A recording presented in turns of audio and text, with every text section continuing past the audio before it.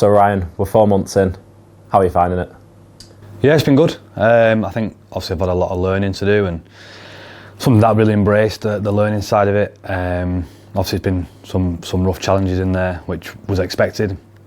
Obviously we predicted a rough ride, I guess, for the first opening couple of months. So, but all in all, a real positive start. A lot of hard work to do to continue that method and the transparency, the honesty of what we wanted to portray ourselves as. So, but yeah, positive start. What's been your highlight so far? I think the Hunslet game, obviously, when we won, that was nice. But what I would say, just the connection where we've kind of regained through our supporter base, our stakeholders, our sponsors, our partners. I think that's been the biggest success for me. And I said pre-season that the biggest success for me would be having that connection back and smiles on faces and seeing kids with Salford shirts on smiling again, and that's been the biggest success for me. And look, we're in for a tough season, as people can see, but ultimately I don't want to go down the route of, well, at least we've got a club to support, because I know it means a lot more than that, but seeing people back in Salford shirts smiling and happy that they've got their team back to support is pretty special, and that's what I'd probably say the biggest success is for me. And has there been any fans who have come up to you and showed how much they appreciate what you've done for the club and obviously the consortium as well? Yeah, definitely. It's, I guess, everywhere we walk and everywhere we look, we get met with gratitude, which is greatly appreciated. We was at a funeral the other day, obviously, the sad passing of Peter Wilson, who was a massive Salford fan for years, and a lot of his family and friends were there, and we went to show our respects. And I guess the feedback from a lot of them people was a reflection of how Peter saw it, and that last year was a real tough time, and to see the fans and the connection and the love back again for their team meant everything to me personally. Just listening to a couple of the comments around it and the stories around what this club actually means to people. Sometimes, me included, I can get lost in working hard and every day trying to make things better, but ultimately I think it's important everyone sits back and understands why we're all here, and Salford Rugby League Football Club is bigger than everybody, and I think everyone needs to understand and appreciate that. I guess the first and foremost important thing is Salford and its rugby club. So I think it's really easy to get lost and distracted by things going on in the sport, in the team, in the club, but ultimately the most important thing is how much this club means to its supporters, and it's important that we never lose track of that. And how are you finding the balance between obviously young players but also trying to bring in experienced players? Tough, because back to the point about availability, like there's a lot of young lads there who obviously need a bit of experience, need help. We're aware of that, but it's not through lack of trying. We're all in the office every day trying to find ways to improve the squad, hour by hour. Constantly trying to phone agents, especially the ones who will deal with us, because there's not many who will.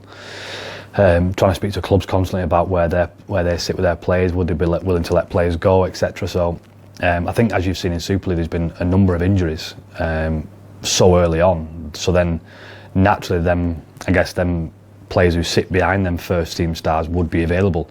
Now they're not, because they're the ones who are playing first team every week. So been challenging.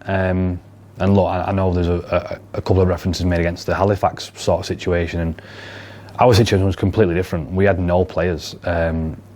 We made a couple of offers for a couple of Halifax players, and ultimately their comment was, well, we're just going to wait it out and see if Halifax come back, and if Halifax come back, we're going to stay there, which is totally fine, totally understand that.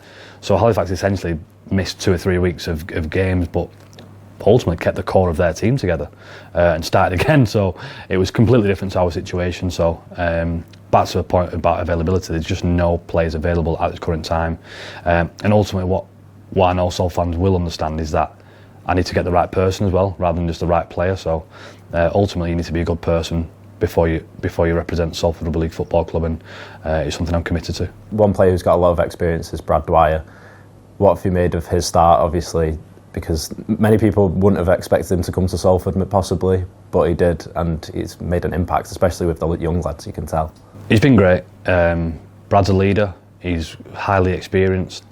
Ultimately, at this moment in time, he's a Super League player, isn't he, really? He's a Super League player playing for us, and I think we almost need to be really mindful and appreciative of where Brad's situation currently lies. Look, he's helping us out for a long period of time there, and what I love about Brad, he cares. He cares. He wants to win. Cares about his teammates. Cares about the club, and ultimately, we've got to understand that we might lose Brad at some point because a Super League club might come calling, and it's really difficult for us because we're a part-time team. He is a full-time Super League player, in my eyes, in my opinion, and it won't be long before teams come knocking on the door, I guess. So, but Brad knows that.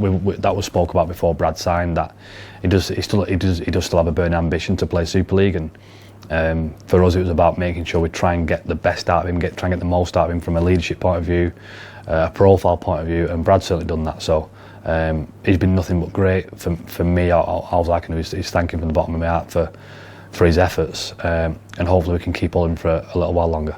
Fingers crossed. Toby Hughes has signed a new permanent deal with the club, a 3-year contract. What do you make of that? I love Toby. I think his attitude, his effort, his commitment to his craft is pretty special. So much to learn. He's only a young kid, and I think the way we've kind of, I guess, shown sort of an intent to him, a commitment to him as an individual, I think it shows a great intent for the club. It's the first long-term contract we've done, and I think playing in such a pivotal position as a scrum half, he needs that. The club needs that. We need to build around players like Toby.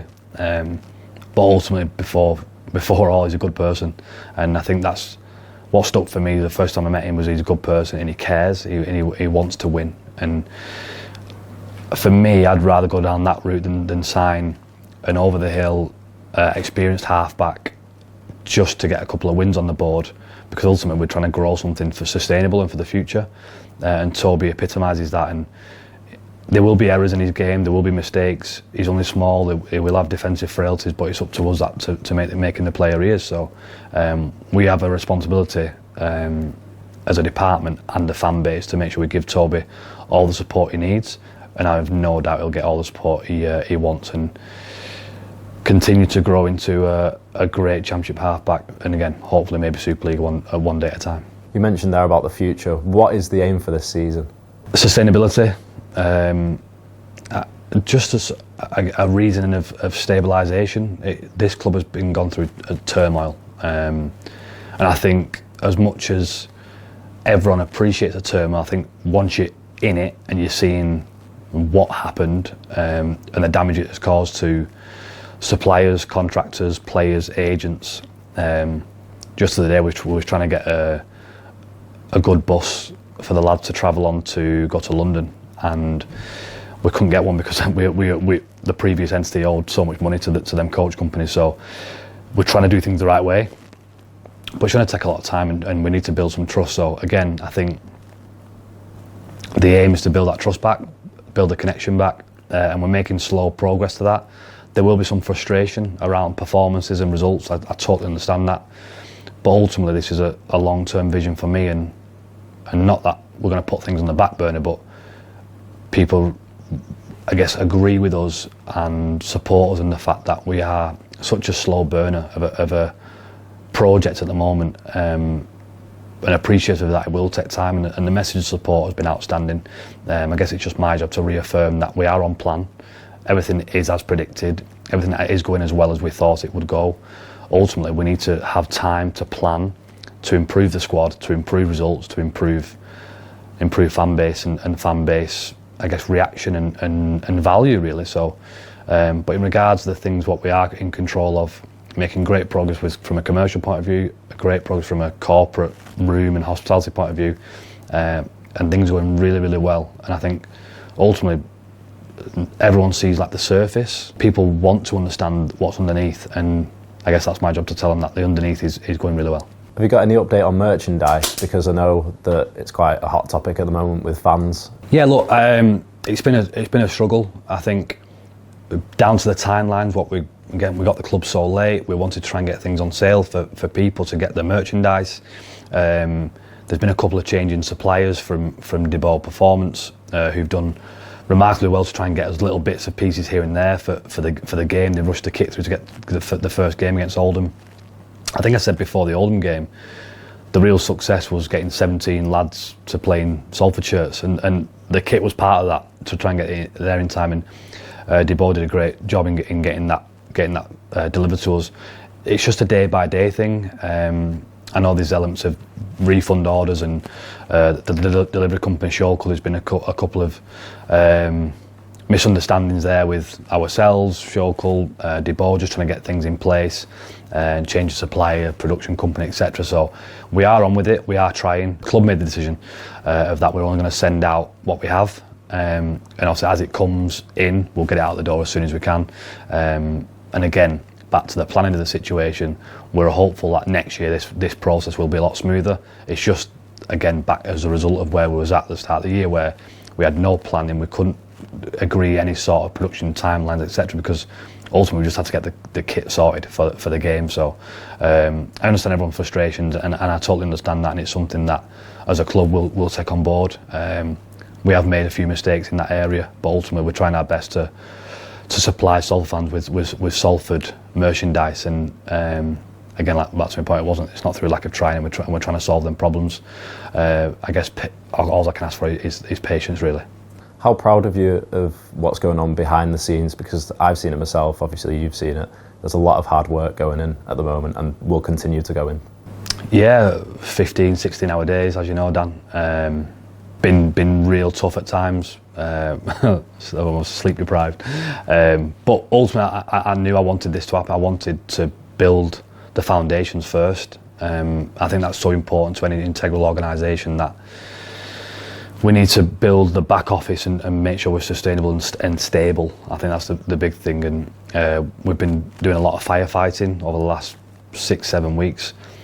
But I have seen a calmness over the last couple of days, probably. It has seemed to have settled more, and people have settled into their roles a lot easier. And there's a few more smiles on faces between staff members, and we've been, as you know, we've been at each other's throats, haven't we? Trying to get things sorted and stuff. So I think that's the good thing. Everyone seems to be enjoying it now, and I knew that would come. I knew it would be a struggle to start with. It's a very high-pressured and stressful environment.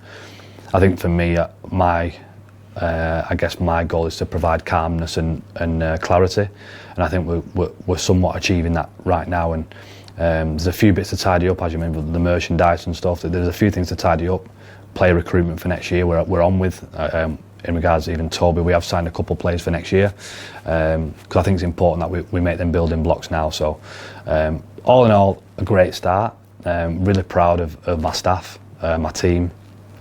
I think the effort, although execution might be off at times with us all, I think there's definitely no lack of effort. And I think what I know is that what I wanted to build in regards to staff and environment was I wanted it to reflect our fan base and our supporters, and that's tough, gritty, brave, resilient, and we're certainly that, aren't we? So the fans would be happy if they could see the day-to-day, but obviously then they'll see the products on the weekend, and I understand winning solves everything, doesn't it? So but to sustain that feeling, to sustain success, it needs to be built on solid foundations, and that's what I'll be committed to. And final question, what's your message to the fans for the rest of the season? A thank you, first and foremost, because they're very understanding of the situation, so a thank you. They're giving me the job, what I don't see as work every day. I'm so thankful. So just from a personal point of view, thank you so much for what you've done for me, or what you are doing for me, and giving me the support. And just please stick on the mantra that it will take time. It will take a long process, this, but ultimately what we're trying to build is something successful for the sustainable future of this club. Things will get better, the squad will improve over time, but ultimately we've got a few I guess speed bumps to go over, and that's availability of players, availability of staff throughout the organisation. We are trying to build that solid foundation in regards to staff and suppliers and contractors. But again, one day at a time. So yeah, no real almost goal setting, but just a real appreciation of what them fans are doing for me and the club at this moment in time. And I always think Salford people are my people, and they've shown up above and beyond as they always do. So I'm not shocked, I'm not surprised, because this is what Salford fans do. They support their club and support their team, so continue to do that. and we're working ever so hard in the background to make sure it's a really successful, sustainable future, really.